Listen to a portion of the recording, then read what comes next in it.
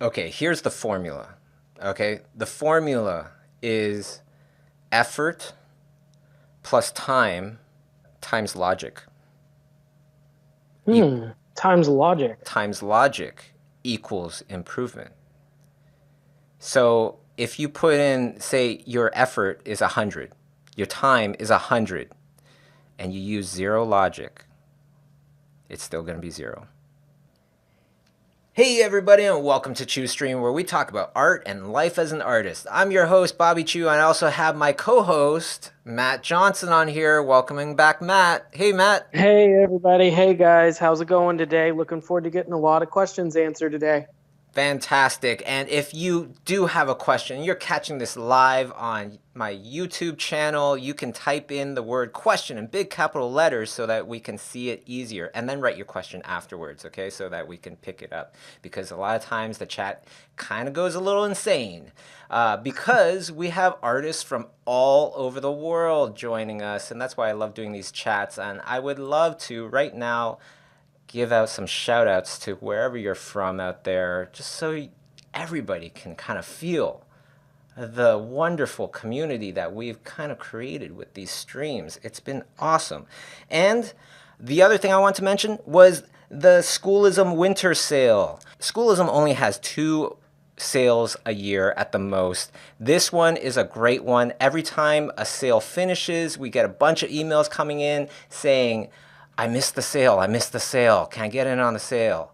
No, you can't. But what you can do right now, if you're hearing the stream, is share about the sale because it's a great one. $100 off an annual subscription, and you get all of the Schoolism courses. You get all of them. You can switch between any one of them, unlimited access to all those classes for a year. One price, one purchase for all of your artistic needs. And that's it. So let's start the stream. I'm not super into New Year's resolutions, but I'm into resolutions. And every time it gets close to New Year's, probably around November, that's when I start thinking about resolutions that I want to make in my life, and I start doing them. I don't know if you have any New Year's resolutions for this year, Matt. Well, I think you're right. I'll say I think that just because it's January doesn't mean you have to start. Maybe some people blow their resolution in 10 days into January and then they feel like, well, I'll just start again next year. But it's just a good mile marker for when to start something. You could start a New Year's resolution anytime, right? It's a I great feel like excuse. Yeah, I think that I started a New Year's resolution a couple of months back, and that New Year's resolution was to read more and to just start being a more well-read person again. But I've always found myself starting my New Year's resolutions in like early December because I'm anxious to get started. Yep, I hear you. I hear you. And I can kind of feel that there's going to be a bunch of people with some New Year's resolutions in the chat since there's quite a lot of them. And I want to give some shout outs right now. So we got Yeah. Miguel from Cali. We got Germany here, Finland, South Africa, Brazil, of course, Argentina, Romania, Canada, Finland, UK, Las Vegas, Russia, Trinidad, Sweden, Syria, Minnesota, Ecuador, and it goes on and on. Right on. Welcome, everybody. Welcome, welcome. We are going to get to some questions because you guys have already sent me some really good ones. So let's get right to it here, Bobby. Let's see. Carlos asked a question first. We're going to go first come, first serve on this one here. He said that he feels like he developed a bad habit that doesn't allow him to progress in his art as much as he wants to. He wants to put it to a stop for good for the sake of his goals and his persona. I think he means he's developed some bad habits that don't allow him to progress in his art, and he wants to put it to stop for good. You got any advice for him? Now, I don't know about you, Matt, but I a lot of times I feel like there's kind of like two people living inside of me, right? One is the jerk, the lazy person, the selfish person, or whatever. That's just one person. Kind of like what a lot of people call your lizard brain, right? It's very Yeah. much into fight or flight, it's into all the primal kind of emotions, primal kind of thinking, which is what sounds like, from Carlos's comment there, it sounds like that is the thing that is stronger right now in him, right? And as we grow older, then if we try, we can tame that beast, tame that person a lot more, and let the other one thrive. The other one is all about empathy. It's all about planning ahead. It's all about thinking in the grand scheme of things. That's the one that will help you get through all your resolutions, change your habits, things like that. But the other part to this is, what does that one like?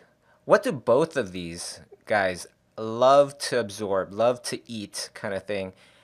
They love to eat, they love to absorb emotions. The bigger the emotion, the more they will change. So if you give a bad emotion to like a really good thing that you should be doing, for example, public speaking, and then you went up and you did some public speaking and you got humiliated and then you felt just horrible. You want to crawl into a little ball and disappear, not even exist anymore. It might just scar you for life because that emotion was so strong. Now you never want to do any public speaking again, right? So with Carlos, that positive stuff that you want to do, that stuff where it's like, I want to draw, I want to paint more, but I'm lazy, I don't want to do it. Try to attach an awesome emotion there. And this is one of the big reasons why I meditate, Matt. I do many different types of meditation, but towards the end of my meditation, what I'm doing is I'm thinking of the goal that I want and attaching it with a vision that will give me a huge amount of emotion. Because if it's big enough, if it's strong enough, if you are living in there enough, it will change your whole entire day. And if it's truly enough, it will change your whole entire life. Just like any kind of big emotional experience in your life that kind of scars you or opens up new possibilities for you because now you're not afraid anymore. Does that make sense? It's like the opposite. Yeah, it's like the opposite of a scar when you do that, right? Yeah. It's a positive scar. So in a previous stream before, I mentioned, I think it was an interview. It hasn't come out yet, I don't think, but I was mentioning my arm was hurting, right? So my arm was hurting and I was feeling like, I have a bad arm. I want to change that thinking about my arm. I want to think of it as my arm is perfectly fine. It's just right now it's kind of sore. Right now it's a little bent out of shape, but it's a perfectly good arm and I could get it back to perfectly good.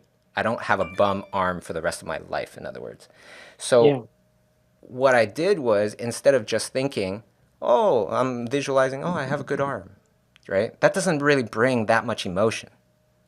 So instead, what I did was think about that you have an amazing, beautiful body.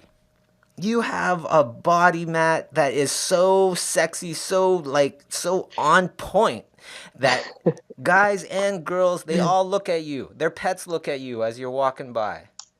You guys are going to make me blush. Right? And then you feel that emotion. You feel that emotion. And if you stay with that thought, stay with that visualization for 20 minutes, it will change the rest of your day. Absolutely. Yeah. It's such a strong concept. Have you ever heard of the Buddhist concept of Shenpa? No. Shenpa? No. It's like everybody should look this up. I think it's very important to speak about meditation a little bit. Shenpa. Shenpa. So, and please, if I butcher this, correct me, but I don't think I will. It's this idea of scratching an itch. This idea of when you scratch an itch, it makes other parts itch, and you can actually get yourself into a frenzy over one little itch. Yeah. And it's that idea that you can chase a negative thought like that. And it's this great meditation on not scratching the negative thoughts. Don't scratch that itch, go ahead and try to encourage the positive thoughts instead of scratching those itches of negative thoughts about how you got to get your art supplies out, or you don't have a lot of time to draw. You only have a little bit of time to draw, or you're never going to be as good as this person or that. Like, don't scratch that itch. Like, only think the positive thoughts because you're in control of what you decide to think about. So just do your best to not scratch the itch. That's my advice on that. It kind of goes into one of the second questions Jenna O'Donnell had, which is a goal or aspiration for 2018. And she asked if you have goals or aspirations for 2018, or do you find that having a New Year goal is a bad idea? Some people think that. And also thoughts on how you apply this to your art. So in that regard, like, how's your travel going to affect your art, Bobby? I feel like I won't get as much art done, but I'll be filling my inspiration, my bucket of inspiration. So I Absolutely. feel like I'm going to be filling up my books, my sketchbooks of all sorts of, sketches that don't look so hot, but to me, they're important. They're ideas that I want to paint and design and work on later. Someone that pointed out a great thing about travel and your art is, I think it was Sam Robertson's class. Is that class still available? I'm not sure. Oh, Scott Um, Robertson? Scott Robertson, that's right. I apologize. Sorry, Scott. But yeah, when he mentioned that he uses travel to collect photo reference, Mm, that's one major part of his reason for going and traveling is to see new places and to collect reference for his artwork because you don't really have that library otherwise. sure, yeah, totally. For me, really, the biggest thing is I want to go out there and meet the other artists out there. That's what I love to do more than the tourist attractions and seeing some leaning tower or whatever. I would rather meet the artists in that location, and And see how they are and stuff. it reminds you how big the world is. I think it's easy to get And how in your small it is. routine. It's like, how the hell Yeah. did you hear about me? You're in, Shanghai. Right, right. Yeah, that's true. It's good to remember. It's good to remember. I like that. Let's do another question here. JR asked, for a beginner who's wanting to improve as much as they can, how much time a day should they allot for practice? How much time a day should a beginner practice? Okay, here's the formula. Okay, the formula is effort plus time times logic. E- Times logic. Times logic equals improvement. So if you put in, say, your effort is 100, your time is 100, and you use zero logic, it's still going to be zero, Wow, that's a good formula. I like right? that a lot because that it's one of those things where focus practice and practice with a purpose comes into play. Is that kind of what the logic issue is there, right? Yeah, Like but just I feel like practice with a purpose doesn't mean that it's absolutely logical. So to bulletproof that statement, it needs to have that word logic in there. hmm, It can't have the word common sense in there either. Because at one really time, common sense was to own a slave to do your work. not common sense anymore. That's not logical, Right, not right? logical. It is forever not logical to do that. If we're to leave a peaceful existence or lead a peaceful existence, right? So common sense, you could do without it. Huh. Yeah. So does that Purpose, mean you to say can that almost do without that as well. Purpose is more like that's the gasoline in your to get you to where you want to go. Like it helps to fuel, right? When you have a the purpose. motivation, that kind of thing? Yeah. Yeah. So would you say the logic is the cause and effect of what you're practicing? Like if I never practice textures on things, I won't No, get no. better at Logic textures. is pointing the effort and the time in the right direction. Okay. The effort and the time is the cause and effect. Okay.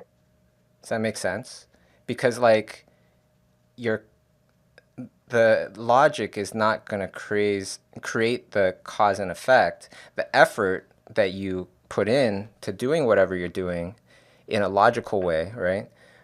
And you're Okay. putting in the time to do that, both the time and the effort are the things that, in my head, create the change. So what would be the wrong way to do it? Maybe that'll help me understand a little better. If you're Like, what would missing it one look of like those if, three, if you're missing one of those three, because you need all three. okay, How yeah, could you you, might, you put in effort and logic, but no time? Is that going to do anything? No, you didn't do it for long enough, right? You right. put in the time and the logic, but you don't put in the effort. Well, that's not going to do anything either. So it's not just as simple as how many hours in a day. To answer the question, I guess it's Exactly. all about that formula. That's a good formula. I You like can that formula spend a lot. all day, every day with the most effort to draw straight lines up and down. And you will be great at drawing straight lines, but you won't be a very, you know, good artist. People won't be able to hire you. Because there wasn't the logic applied Right. to what you practiced. There you I get you. That's good. That's that third element. I think a lot of people talk about time and effort, but don't talk enough about logic Yeah, and and, what you and practice. if I could kind of like dovetail into another little thing, not enough people try to use their logic. Too many of us, we assume other people already have thought it through. It's logical to them, so it's logical, and then they just do it. For example, um, a doctor tells you you have this problem, and then you go, okay, now I have that problem, right? Instead of going for a second opinion.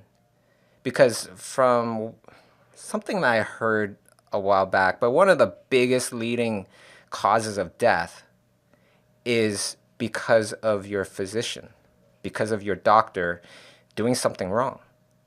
One of the biggest causes of death, right? And how Really? many, let's twist it a little bit and turn it into a different example. How many people have told me, or how many people have you heard where they say, yeah, my teacher told me, don't become a character designer. It's too hard. There's not enough jobs out there. Don't be an artist. You're not meant to be an artist. Oh yeah. You Oh know, yeah. it's like these kind of things, they are supposed to be our advisors. They're supposed to be people that know more than us, help to guide us. Don't trust that completely. That's What I really good advice. absolutely trust it if it's logical to you. So what I'm saying is everything that everybody says to you, whatever we say as well, think about it. If it's logical, then do it. If it's logical, then believe in it. If it's not logical, don't do it. Don't believe in it. But on the flip Yeah, I mean, side of that, too many people, they hear stuff and they go, yep, logical. I like it. I'm going to tell all my friends, and they don't do it. Right? So the first part was if it's logical to you, do it. You got to do couldn't it. have said it better. I know that I remember, being told that if you don't go to graduate school, that you're never going to make it as an artist. Like, and that was, it only took 5 or 10 years for that to change with the internet. You can learn so much now without going to a school program like that. It's not for everybody, but it's still very popular. So you just have to make that decision for yourself. You know what's something that I was totally teenage shit for saying this, but it did make sense. My economics teacher was totally talking down on this other student and how uh, quote unquote dumb she was or whatever, like something just horrible.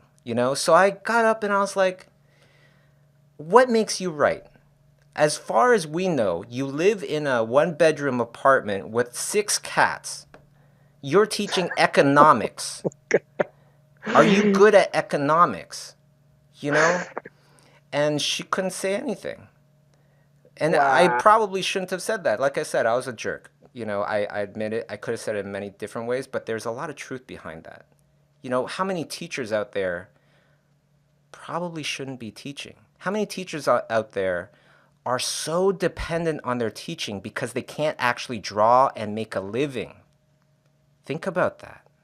Yeah, that's why it's that those who can't do teach is Yeah, a common phrase. yeah, and if people think that that's a good idea to become a really great artist, to become exceptional, then, I also want to tell you that I'm going to open up basketball classes. I'll teach you how to become a professional basketball player because I can't shoot, I can't dribble, and I can't dunk. I never made it into the NBA. So come and, come and join my class. That's how much you see the similarity there? It makes no sense. People that want to be concept artists that are learning from people that maybe were washed out fine artists or Yeah, whatever. But at the same time, there are plenty of fantastic teachers out there. Again, it's like use your logic, right? that is another great point about that. And I think that this is going to go hand in hand with learning and taking something and deciding for yourself what you think of it. Alex asked if there are any good personal development or lifestyle books that we are reading that we would recommend to developing artists. He said he recently read a book called The Four Agreements and was quite moved by the book's wisdom. I haven't read The Four Agreements, but I've read a few other things. You have any good books to recommend to us? Four agreements. That's I like that one. That one is I read that one a long time ago. It was about a native uh, a native chief talking. It's like wisdom from a native chief or something. But Mm, yeah, we read plenty of books between us. I have a absolutely. ton. If you look up The Perfect Bait, that's my book, and it's free on YouTube. I literally was like, the world kind of needs this because all these things that I'm writing in here really help me. So I'm going to put into this book things that I've learned from all these amazing artists and just kind of put it out there for free. So if you do look for The Perfect Bait, Bobby Chiu, you'll find that book. So that one's great. Right now I'm reading Money, Master the Game with Tony Robbins. I don't know. That doesn't really have to do with art. Well, it all can in some way or another, right? You can relate it all back. Yeah, Um, yeah. I Uh, recently started a book that you recommended. You Are the Placebo. oh, And I feel like yes. that book has a lot to do with what you're talking about today. I just started it, so maybe you can talk a little bit more about it than I can. Absolutely. So You Are the Placebo is written by this doctor, Dr. Joe Dispenza.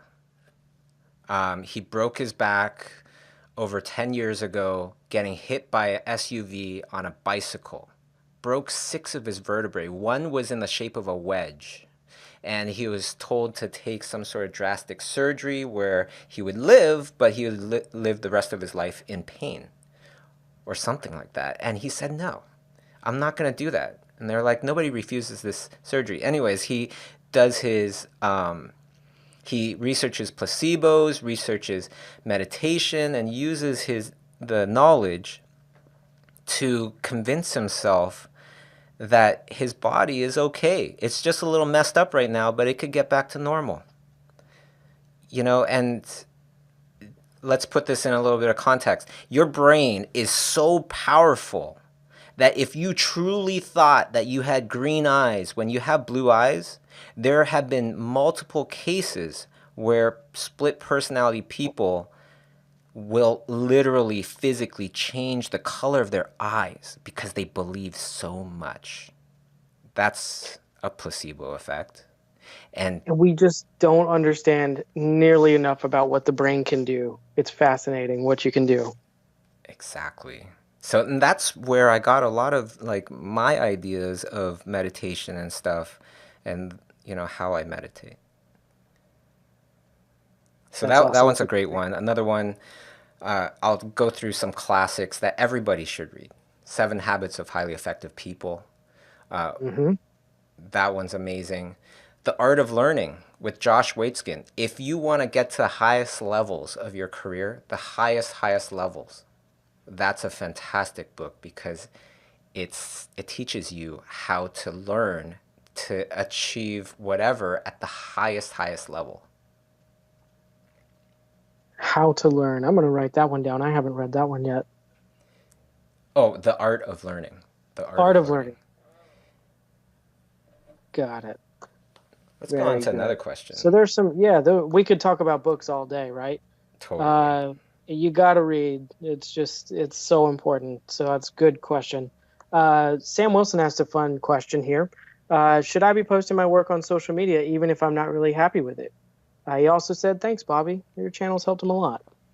I That's nice. think Thank it's you. all about balance, so you don't want to, Sam, it's like if you watch six amazing episodes of Game of Thrones and the seventh one was like, yeah, it's all right. It's okay. You know what I mean? But when it's six bad episodes and one good one, then it's not good anymore. So I feel like it's all about balance. Absolutely share some of your crappy work. I do as well sometimes, and I will literally write, I wasn't too happy with this. And it just keeps things real. I feel like there's too much polish on everything nowadays.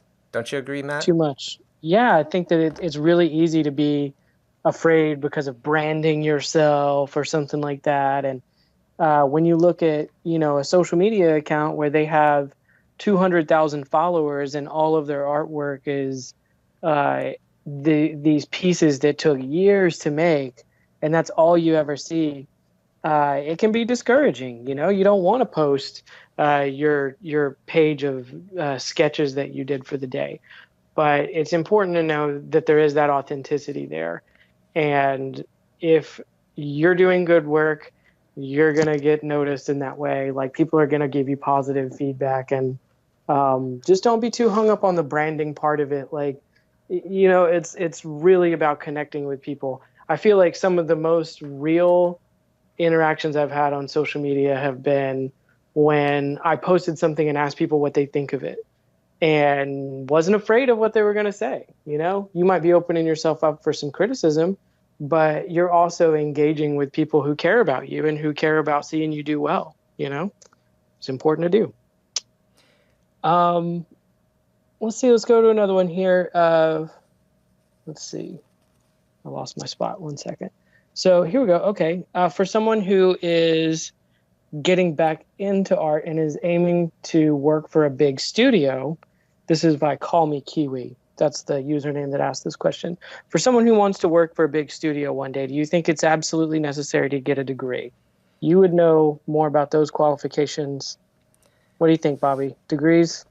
Yeah, first, I love the Kiwis. I don't know if this person is actually from New Zealand, but yeah, love New Zealand. And absolutely is not necessary. It's not necessary at all. I think the only purpose for me of wanting a degree is if I wanted to, cross the border and work in another country. That Oh, that helps because the government understands degrees. They won't understand a portfolio. But at the same time, with enough years under your belt, I believe it's like 3, 4 years of professional work, then that is the equivalent of a degree or something like that. And again, this is a Bobby Chiu fact, so definitely look into it before you just accept it. decide for yourself, right? Yeah. Here's another good question. What do you think about miniature painting and sculpting? Ricardo asked this question. Um, I know that you've done a lot of little miniatures just for fun over the years, and they're always awesome. What do you think about that being considered more of an art in the future? He mentioned something like you can see on Putty and Paint website. I don't know what the Putty and Paint website is, but Mm. what do you think about miniatures and painting and sculpting? I recently bought an airbrush. I just Ooh. bought an airbrush to just learn it, just to figure it out. I've been painting a little Star Wars figure that I got. So, what do you think about those kind of things, Bobby? I, I, it doesn't really matter as much to me, like the size of whatever it is you want to make. For me, it's really about, okay, well, what's the end result that you want? What does that look like? If it's a gallery show, then I would say no, don't do that because they're going to be these tiny little paintings, and it's not really as suited for, say, a gallery show, because only one person can look at each painting at a time, and you don't get that sense from far away, like, oh, what's that in the distance? I want to go over and check it out.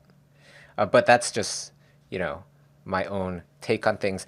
Another, on the flip side of things, I remember years ago, there's this person that painted these like 2 inch by 3 inch little oil paintings and painted one each day, and then would put it online of, you know, just a fork or a flower or whatever, and he'd put it online and sell them in auction starting at $100. Right? It didn't Hmm. take him very long to make these things. Maybe like maybe 2 hours, maybe 2 hours. And then he goes off and does his own thing afterwards, right? But he's making one painting and selling one painting a day. Some of them don't sell, but eventually, like everything else, things catch on with enough consistency. And then he was selling every painting for over $100, right? Wow. And that's an extra, you know, 100 or $100+ every day. Wow. That is something else. And you know, I've seen a lot of those little miniature, like they do really well online. It seems like it's really like when you have a 2 inch painting showing on a 2 inch screen that you can really appreciate it, you know?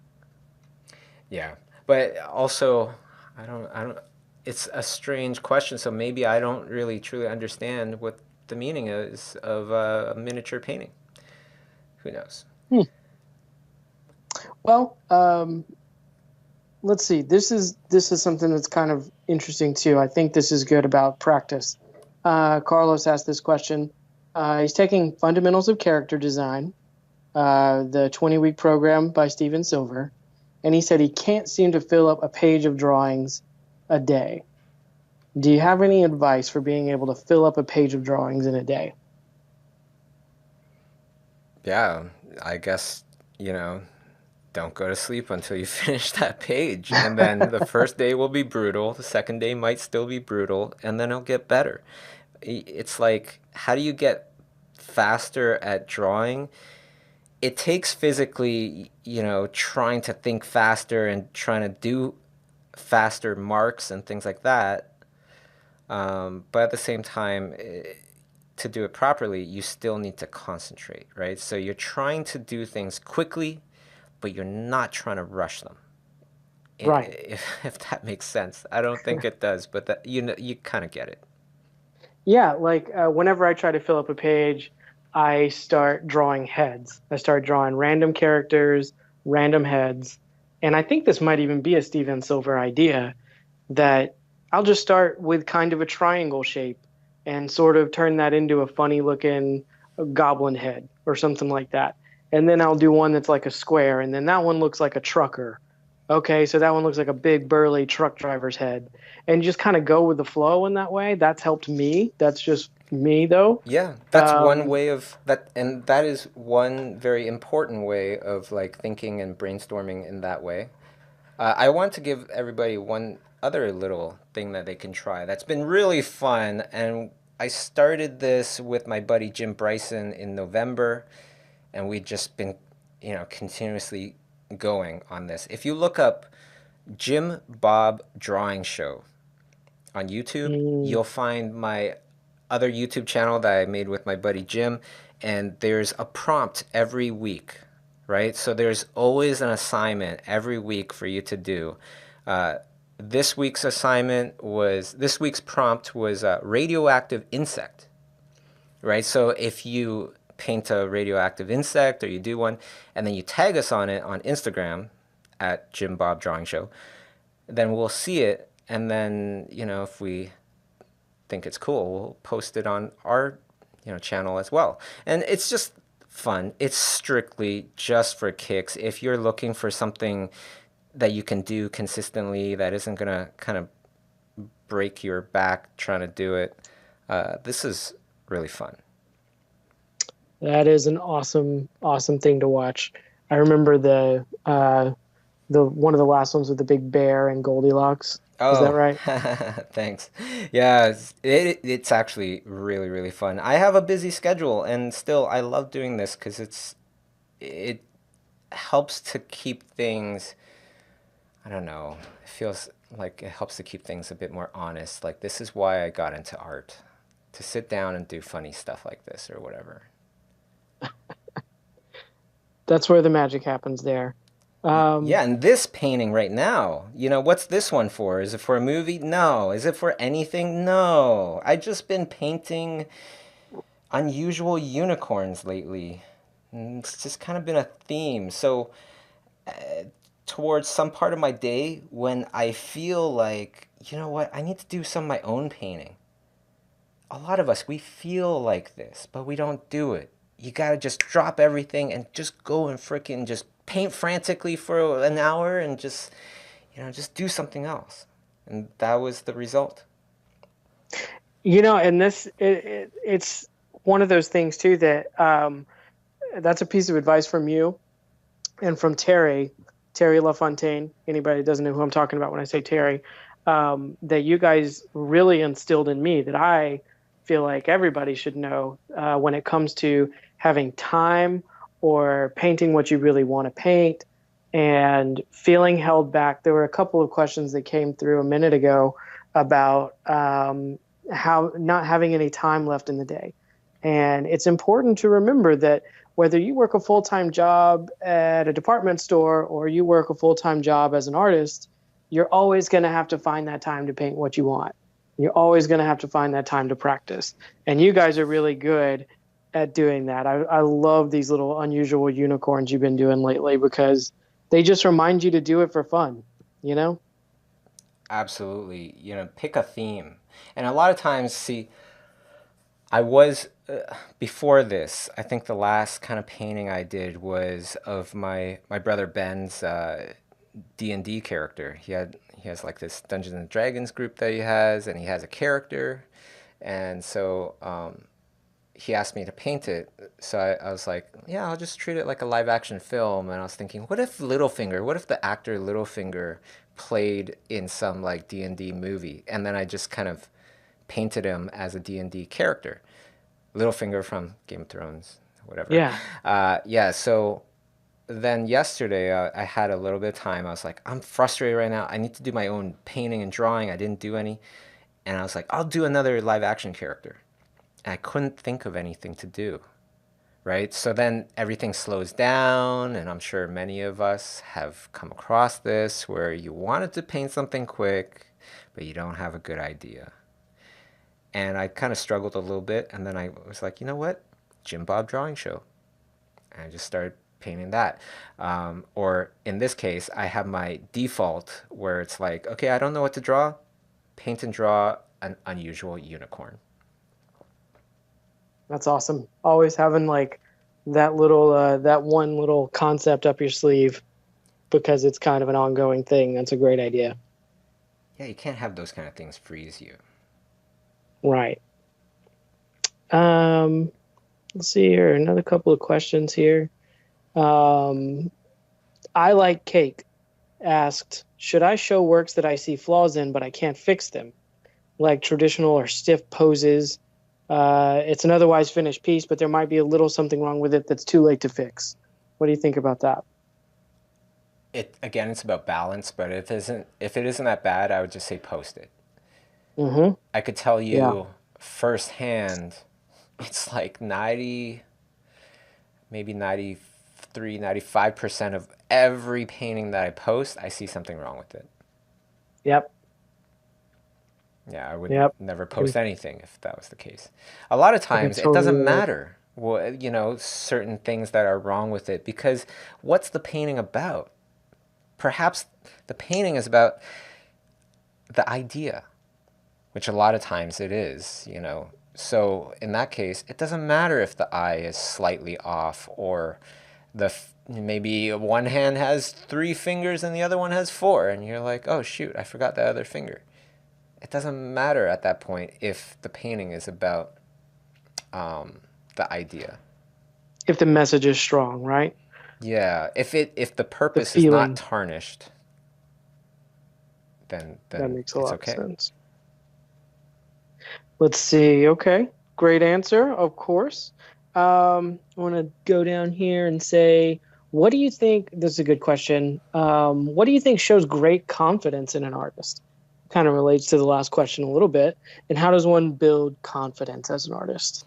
If you're just looking at a painting or a drawing, I could tell you what shows confidence. It's when people can see, they could feel the decisiveness of whatever mark it is that you make. Now, how can you feel the decisiveness of something if you see that it's a clear, just one stroke, boom, and then the next one, it's just one stroke, boom. You know, you've like John Singer Sargent, when you look at his paintings and you look at the looseness of his brushstrokes and things like that, it feels so decisive. That makes a lot of sense. I've had paintings where I've gone through it, and after I did a lot of little noodling around and figuring it out and being unsure of myself, I'll go back over it with a really confident brushstroke once I figure out what it's supposed to look like, just to add that confidence to the work. I'll So tell you it's something. You know, a lot of those loose brushstrokes that you see, if I'm doing any of that, it looks like these loose. It looks like the artist just went plop plop plop plop plop super quick, you know, with every brushstroke, and then painted this thing. When I do that, I'm not doing it quick. I'm doing it very slow, and I'm thinking, really I want to make this look like it was effortless and very quick. wow, that's quite the behind the scenes. I wouldn't have ever thought that. That's cool. I'm not alone. I'm not alone. There are other artists that I will not name that look like they paint their stuff with absolute effortless, you know, just beautiful decisiveness. And it's not. It's super thought out, and it's done very slowly. Huh. That's just again like where you see the final product and you make a lot of assumptions about Mm-hmm. what it took to get there, and those assumptions can lead you astray sometimes. Yeah. That's good. Sometimes, you know, what's cool is when you're doing a painting and you might have the whole entire painting drawn out, but you're just starting in a section to paint it, and you render the crap out of that section. So it's super beautiful and it's awesome. And then you go, okay, that section looks good. Okay, great. I pretty much finished 90% of this painting because the rest of it, I'm going to go loose as we go further and further away from that central focus point, you know? So I'm actually doing the loose stuff in the very end, Ah, right? When it and looks it like it was from the beginning. kind of got the reverse going there. That makes Yes. sense. Okay. Um, let's see. Let's go to another one. I'm going to try to get some more in here. These are good answers. Um, Okay, here's a kind of a technical question we can answer. Um, Sylvester Massey asks, would warm light cast a cool shadow and cool light cast a warm shadow? Little color theory question for you there.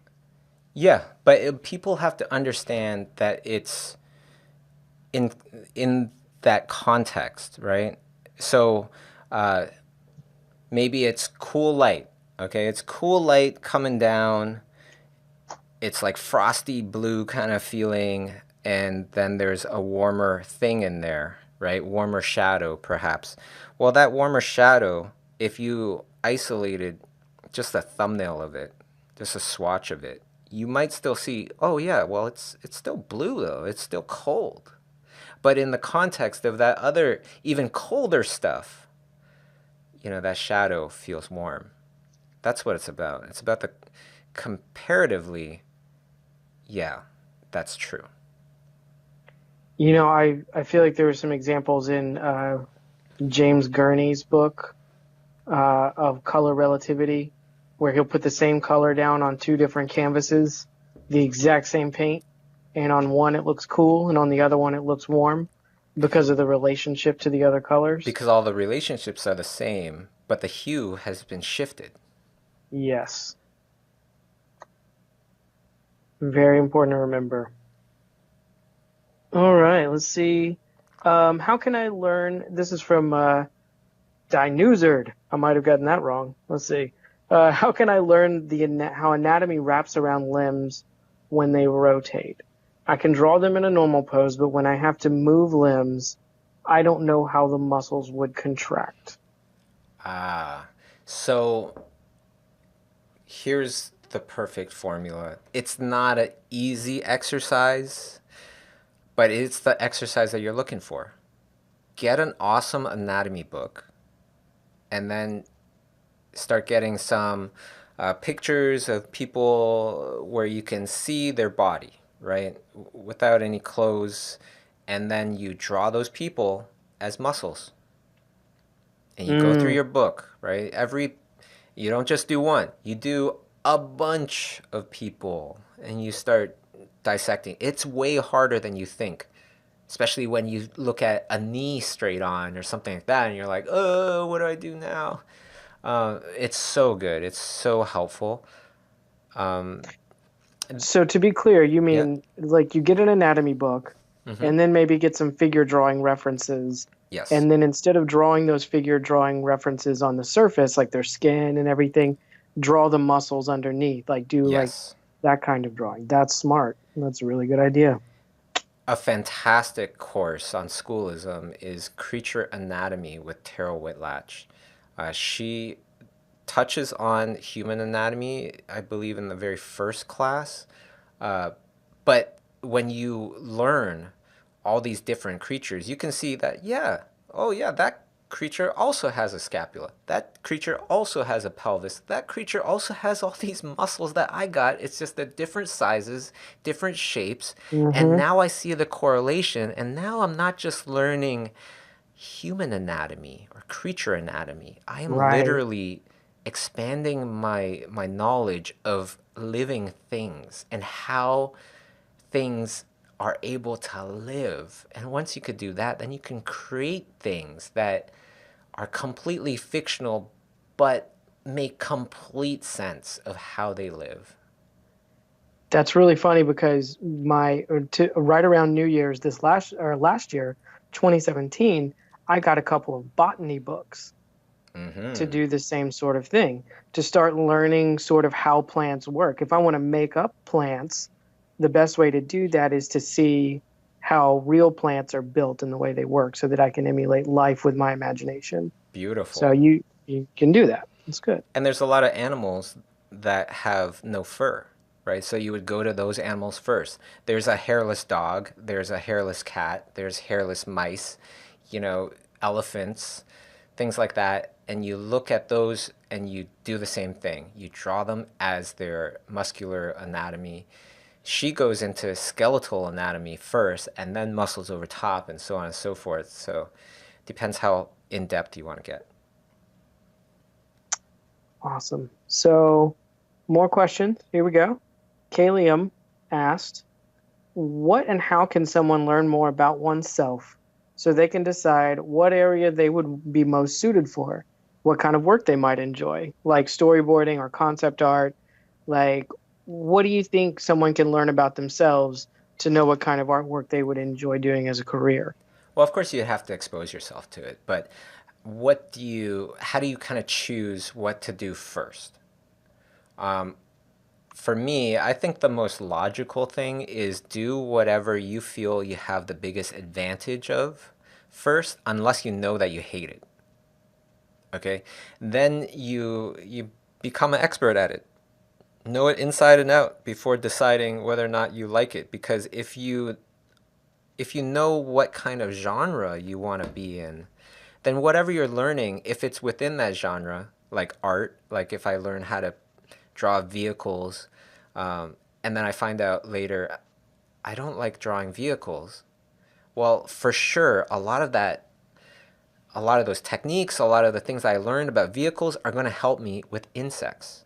Hard bodied surfaces, specularity will have a lot of similarities as well. And when you Mm. start connecting the dots, then you start to understand the world instead of one thing at a time. And that goes to kind of becoming the person that can do the one thing you can do. Like that's something that you've uh, spoken about a lot is you can become kind of uniquely qualified based on something like that too. Yeah, Changing absolutely. direction isn't a bad thing. Yeah. Yeah, yeah. And a lot of times, if you really study, I study a lot of like, I look at a lot of really successful artists that I really respect. You know, there are people that maybe they're successful, but I don't respect them. So, you know, it's both. And when I watch them and when I study them, they know a hell of a lot about art, but so many of them also have this other thing that they know a lot about. Mm, that makes a lot of sense. Yeah, you could take like, you know, Steve Jobs knows about typography, right? Um, the Black Frog, this amazing artist, you gotta look him up if you don't know. Black Frog. Uh, he he works in live action films, but he knows a heck of a lot about antiques, you know, and old clothing and how that was built and things like that.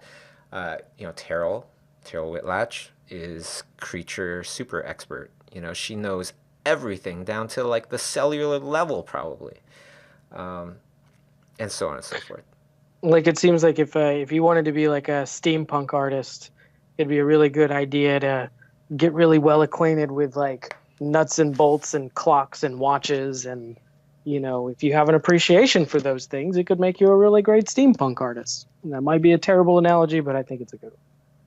Yeah, if you knew like yeah, what you're saying, nuts and bolts, but you knew the history of nuts and bolts. You knew Yeah, that really old school handmade nails were not circular and they were rectangular, you know, dive in deep. shape. Then you start digging deep, right? Then you start Yeah. creating some authenticity in your art that might not be totally recognizable, but it will feel so honest and so believable because it was. It was, you know, it came from somewhere, some real knowledge. A real interest in the topic, and very Yeah, good. exactly. Let's see. Another question I got here. Information, total change of topic, but about workshops. Is there information about the Israel workshop you talked about? You mentioned an Israel workshop, I believe.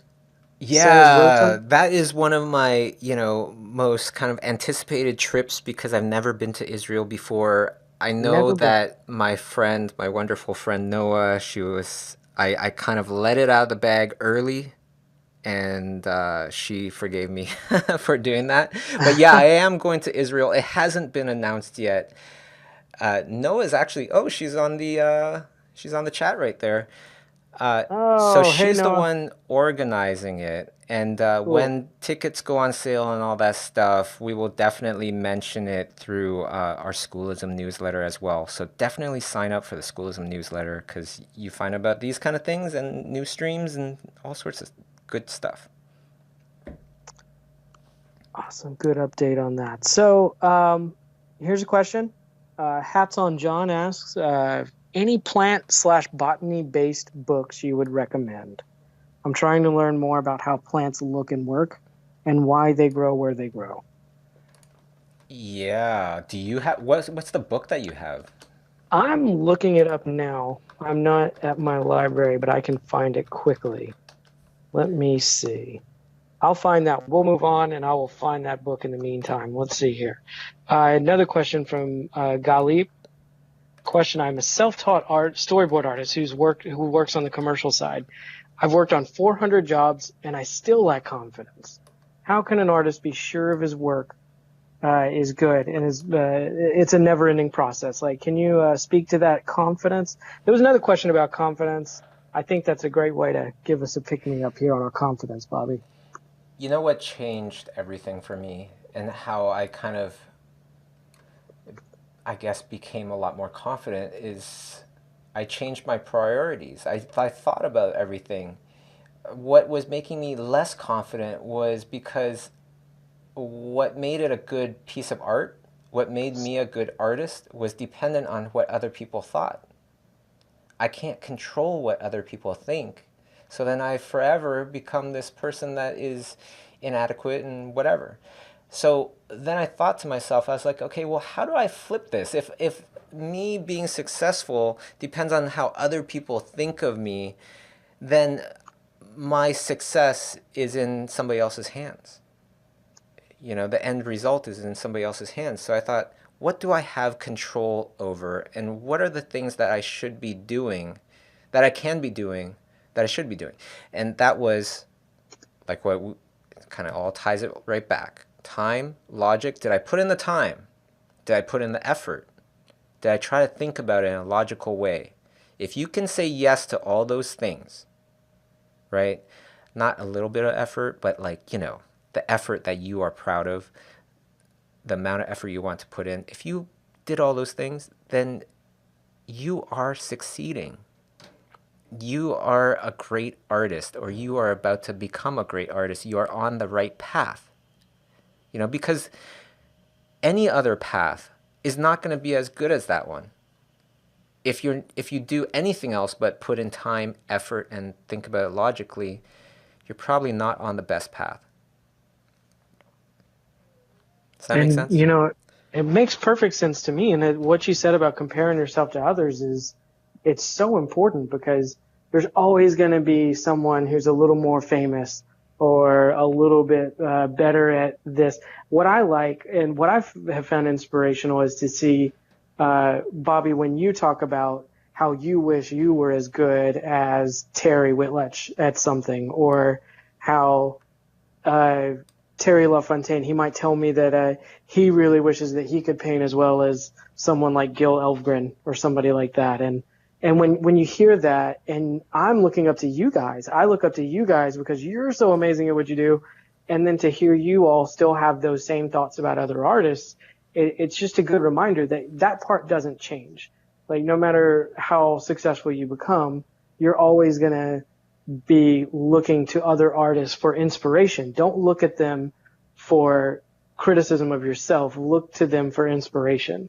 It's all in how you decide to compare yourself to, I feel, because now I got a lot of confidence when I realized that I have the same thoughts about you that you have about other artists. It made me more confident in the skills that I have and where I'm at. So that's my 2 cents on that.